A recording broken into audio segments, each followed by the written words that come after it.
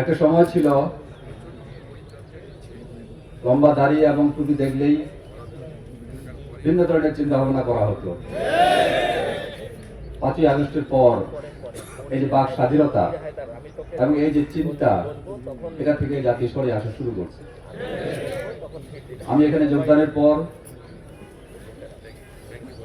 একটি দলের লোক আমাকে এসে বলেছিল, বিগত 16-17 বছর আমরা কথা বলতে পারি নাই, মাইক লাগাতে পারি নাই একটাও।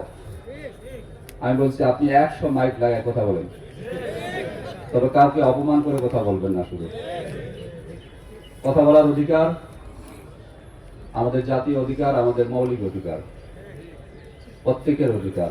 তবে পারস্পরিক সম্মান শ্রদ্ধা রেখে কথা বলতে হবে, আমাদের চলতে হবে। আমাদের কিছু জাতীয়ভাবে মানসিক সমস্যা আছে। আমরা ধর্মের দিক থেকে, আমি কোনো ধর্মকে খাটো করতেছি না বা কোনো নেতাকে ছোট করে বলতেছি না।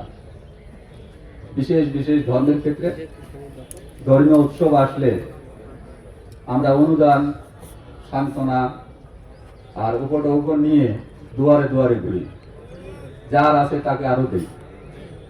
কিন্তু এই যে বিশাল জনগোষ্ঠী আমাদের, যারা শিক্ষালয়ে শিক্ষা নেয়, আমাদের মাদ্রাসার ছাত্র, তারা কি অবস্থায় আছে, কিভাবে দুটি ঈদ পালন করে, ওই ভাঙাচোরা মসজিদের টিনের চালাটা আছে কিনা, এটার ব্যাপারে খোঁজখবর নেওয়ার জন্য আমাদের রাজনৈতিক নেতৃবৃন্দ বা কাউকে তেমন একটা দৃষ্টি দিতে দেখা যায়। যদি দিতেন তাহলে আমাদের এই ইমামদের এই ক্ষোভ বা মনের যে একটা কষ্টের কথা আমাদের শুনতে হতো না।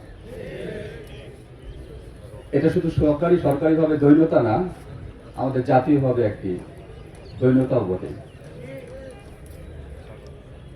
আজকে আপনাদেরকে এখানে ডাকা হয়েছে, কি মেসেজ এটা নিশ্চয়ই পেয়েছেন।